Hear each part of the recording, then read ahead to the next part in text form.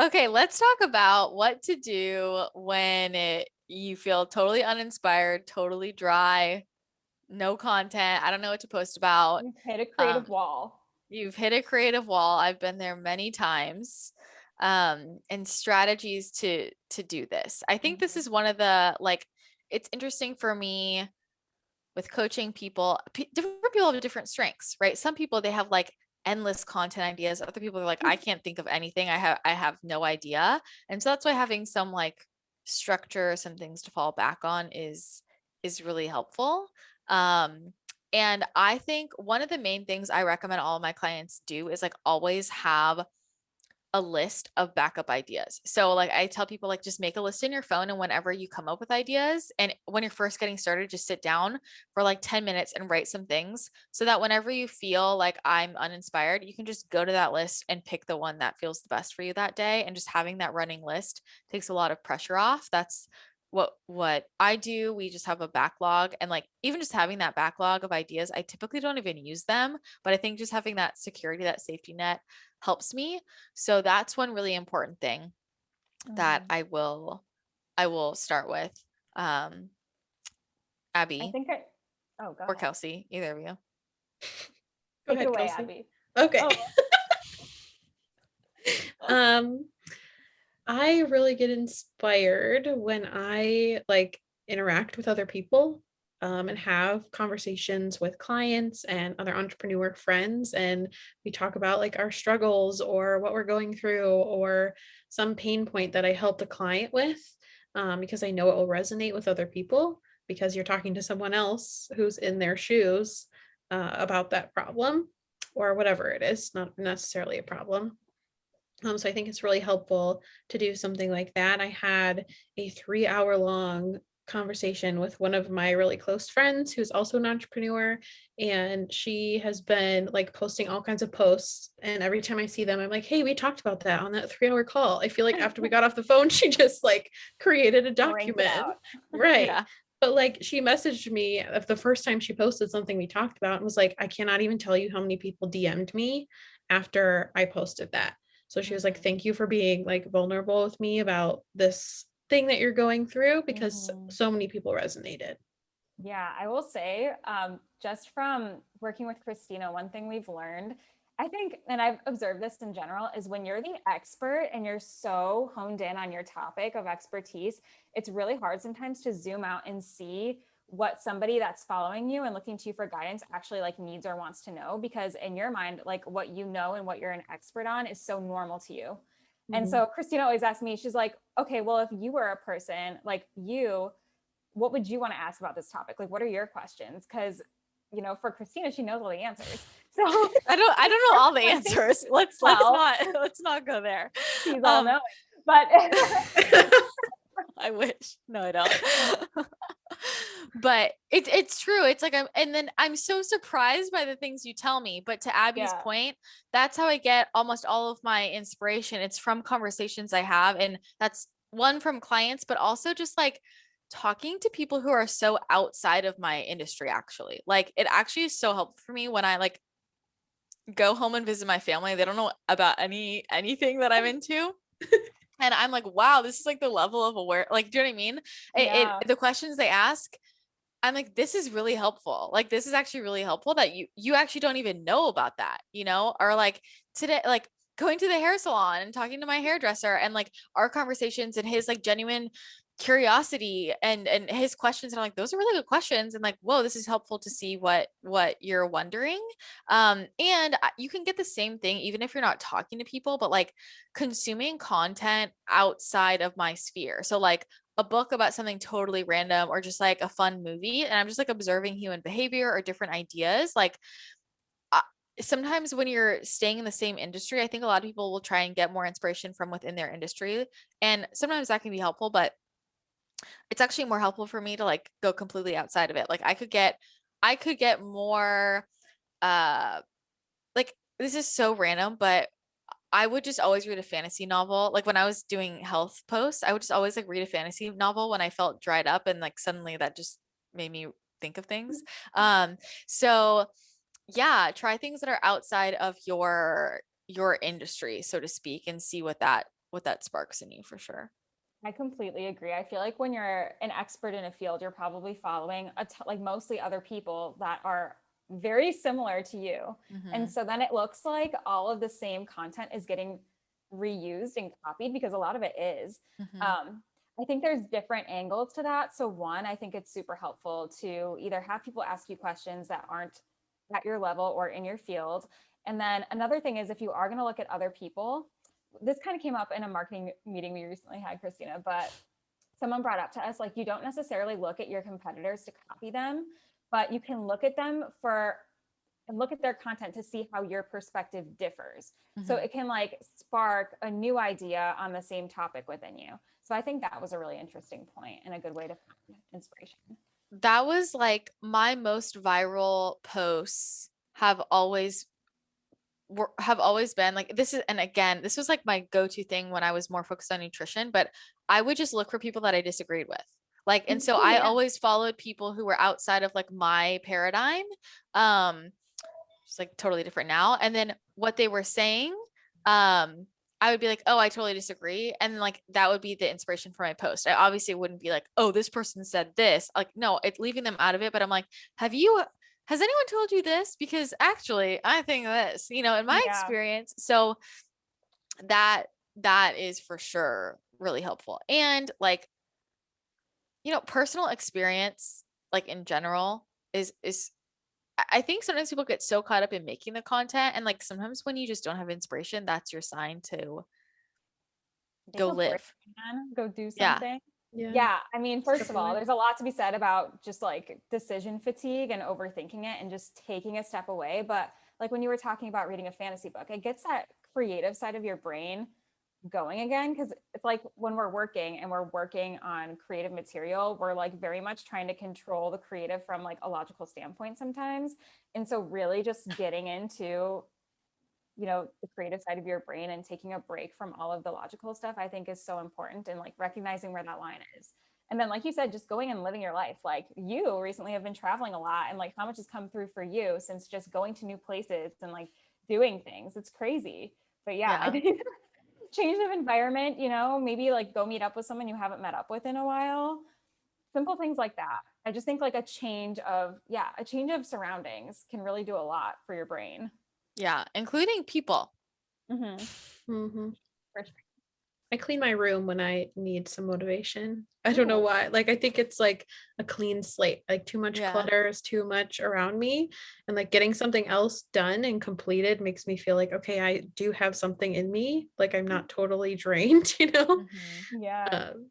Maybe that's just OCD. No, I feel Thing, that but, too. Like when I have, it's like that feeling of like, we've been talking about this a lot, like loose ends. When I have loose ends, like in my life, in my bit, it's like there's clutter. I need to feel like there's a clean slate. I'm focused. I'm ready to go for sure. Um, but I also think there's just so much pressure for people to like overproduce content as well. And if you're making a lot of content, like you're going to recycle content, and that's okay. I think it can be very helpful also to revisit old things that you've created, and like, do I have more to say about this? Has my opinion changed? Like, does this need an update? Can I add more to this? And that can be really, really helpful as well. Mhm. Um, but I really think, like, as I'm thinking about it, like what inspires me the most, probably like taking a total technology social media break, information break, getting out of my space, getting out of my environment, just giving myself alone time to recharge that. And then on the other side is talking to somebody who I wouldn't typically talk to, like if I'm talking to my same couple friends again and again and again, I'm not I don't always get as inspired. Sometimes I do, like what Abby was talking about, like if you have a really great long conversation and so much comes through, but sometimes I just need some new energy, some new insight, some new perspective to Mhm. remind me like, oh, some people think this way, or like some people do that. I didn't even realize because I'm around people who are similar to me. Mhm. And like what you said about living your life, I feel like one of the easiest ways and one of the types of content that people, I think, and I've seen this with you too, Christina, that people respond to the most are just like raw personal experiences. because they're so relatable. So I think there's something too to be said about how curated are you trying to make your content. And like sometimes that's fine. Sometimes people want to, here's 3 steps to do this in an Instagram carousel. But other times people are more inspired by seeing something you've gone through because it's so relatable. And so yeah, just look at where the balance is in your content, I guess. And if you're not balanced in both like personal content and curated content, and you find you're gravitating towards one more than the other, I would say it's time to change things up a little and just like notice how your audience responds, look at your engagement.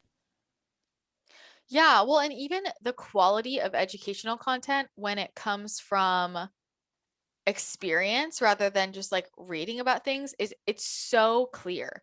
It's Yeah. so clear to me. Like when people, I'm like, you just regurgitated that from somebody else you heard. You haven't actually worked with people. You haven't actually done this. And like, for example, a lot of people told me this when they went through biz school. They were like, I've been through other business coaching programs and this is totally different. And I'm like, yeah, because the way I made this course was I sat down and I thought about these topics and I was like, well, what actually works for me? Like, I didn't like do any outside research for that course. I just sat down and like, this is what helped, and I see that all the time, like I mean, it's so sad to me because I feel like social media, so many people are just like copying each other and it's so obvious, and it's like the authenticity, the energy. And I'm not saying like you can't use similar topics because obviously people are going to overlap in topics, but you can just tell when somebody is like speaking from experience, from actually, working with people, or like seeing this, or like it's very heartfelt. It's like what they were actually thinking about versus, oh, I saw this somewhere else and I'm just trying to like repackage it and say it's mine. It's so clear, the authenticity. So in my head, I feel like just, I wouldn't even bother, Yeah, I get wouldn't even bother. overwhelmed if I see everybody posting about the same thing. I'm like, I don't feel connected to anyone right now because like you're all literally saying the same exact thing. What makes you different? And Mm-hmm. so, yeah, making sure that connection piece is there. And I think posting personal content is a huge portion of that. Obviously, it depends, what industry or what field you're in, how much you can do that. But yeah, again, just switch it up if you haven't. Try a new angle. And I've seen a lot, like I've worked in the agency world for a while, and I've seen a lot of professional businesses shifting this way too. Like look at all the marketing companies that use like the cool lingo now, and they want to talk to like the younger audiences and the millennials, and they have an actual mission now because people are more drawn to that than just a professional, like sterile looking website. Um, Mm-hmm. I think, yeah, I think we've gone like from one end of the pendulum where it was so professional, so curated, and now we're kind of swinging back because people are realizing that there's that missing link now of feeling the connection to people. Well, also a lot of the like overly professional advice, like wasn't really getting to the root of it. Like if you want to actually make a shift in your life, like and that could be health, that could be, I'm biased in the things I talk about, right? I think about health, business, intuition. And like if I think about the truth of what it is to expand in any of those areas, it's not the simple 5 steps to XYZ. You know what I mean? It's not the like I can't just put 5 bullet points. It's like it's the ugly stuff, it's like the raw stuff. It's like the inner work. It's not. And if people are just going off of the like what feels professional and packaged, you're only going to get so far. It's Yeah. like missing the point. And so I think that, and I'm not saying that other stuff isn't valuable, it totally is, but it's almost like there's a whole other like what's underneath the tip of the iceberg that a lot of people avoided for a long time. And that piece that's really juicy, really helpful, like so much of that is personal experience, and like it's going to be different for every person, you know and I think people are so worried about like saying the wrong thing that instead of saying what their actual experience was, they just say what other people say because it feels safer. But That like is so true. Yeah. I mean, people are so worried about other people's opinions because let's be honest, though, social media can be a really intense place these days. mhm, So while I understand that, I also think like, here's how I see it. You can be in the middle and be really cautious and tiptoe around certain topics, or you can be an extreme person. And yeah, you're going to have a lot of people that disagree with you and don't want to follow you and probably give you hate. But then your audience that you do resonate with is going to be like a powerhouse audience, and they're going to support you like crazy. And then like I said, you could be this account that has like a lot of followers, but no one actually like feels connected to you or engages with you or buys your offers. it's exhausting Yeah. to walk on eggshells, let me tell Mm-hmm. you. It's Mm-hmm. exhausting. So just say it. But that's the stuff. It's like Abby, what you were saying when your friend posted that and everybody's like, oh my God, this totally resonates with me. Those are the posts that are just like from real, like, this is how I'm feeling. This is what I'm going through. This is what helped me, as opposed to the ones that are like, you know, these 3 things to build your business. Like, Mhm. okay, I can get that anywhere. I want the insider scoop. Yeah. You know what I mean? Yeah. And And if people I think it actually was interact. that, yeah. Mhm. Wait, Abby, People, what were you saying? I was just going to say, people actually interact more with posts in a genuine, authentic way that are more relatable. Like, you're going to get a million more comments if you're talking about a personal story than like, what is someone supposed to say on like, oh, thanks for the tips, like 1, Mm-hmm. 2, Yeah. 3. You get, and like, not only do you get interaction on your post, but they're going to slide into your DMs too and be like, hey, this really impacted me. I feel They're like gonna that share happens it much with more. their friends, tag Yeah. people. Mm-hmm. Mhm. And like, I think, I mean, this is a bit more like logistical, I suppose, but I think it's helpful just to realize like there's different types of content, right? So it's like sometimes it can feel exhausting if you feel like every single post needs to be like your personal experience. So it's like Mhm. mixing in the education, the inspiration, the entertainment, um, the personal stories, and like just trying out different styles of content.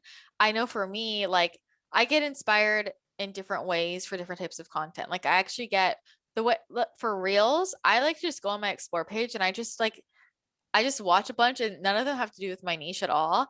But I'm just listening to the sound. And when I find one that I like and I just think of something that I could do to it, then I just do it, you know? Yeah. So that's how I get inspiration for reels. But that's very different than like if I'm doing a feed on my post or a feed on my post, a post in my feed that isn't a reel.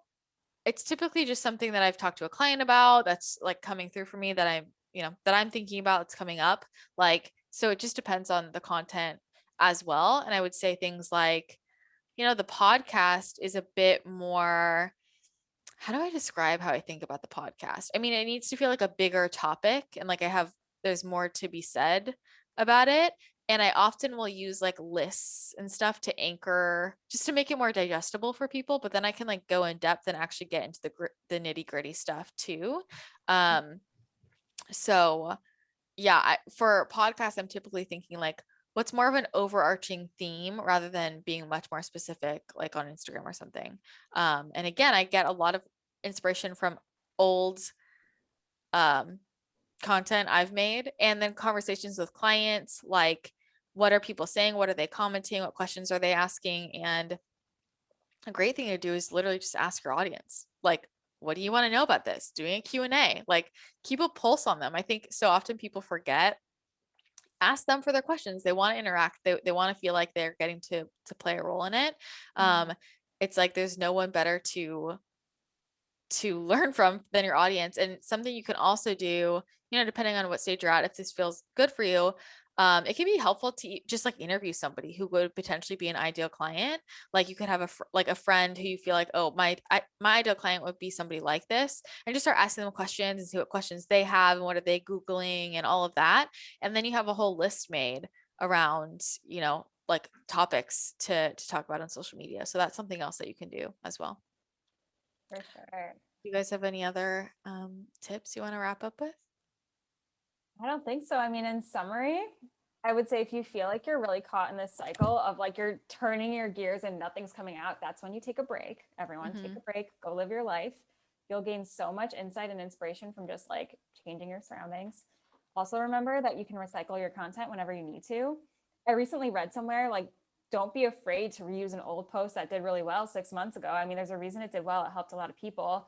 No one's going to stop following you because you repost something that you used a while ago. And like, Mm-hmm. think of how your following has probably changed or grown since then. Don't be afraid to recycle content, not only from the same platform, but different platforms or channels. If you have a blog post and you can take a snippet and put it into an Instagram post, do that. Like, there's so many ways like to reuse the same content that you've already made. You don't have to continually try to think of brand new ideas. And then what else did we say? Live No, life. yeah, live life. Talk Get to Just live your it people. life, out of your people. routine. Like when you're living life and you're actually maximizing your content that you make, like we have this conversation a lot of like, okay, every piece of content, how do I squeeze the most out of it? Like one Mhm. podcast could be multiple video clips, could be a ton of quote cards, could be YouTube stuff. Like you can break everything up and like keep going with it. So squeeze everything you can out of every single piece of content you do make or every single idea, and live your life and like just get inspired by the people around you and be curious. Be curious with people around you. And I think, if you're still feeling like burnt out or you're just like nothing's coming, then that's a sign to just take a break. You don't need to even worry about it. Like rest. That's the answer. Rest up. Well, we hope this was helpful. If you've been feeling stuck with no inspiration coming through for content, then hopefully this gave you some ideas. And if this was helpful, be sure to leave a rating and a review on iTunes. We really appreciate the support. It really helps to grow the show, and share it to social media and tag us at the podcast connector so we can repost and say hi to you. That's going to be it for today's show. Thanks so much for tuning in, and we will talk to you next episode. Thanks, everyone. Thank you.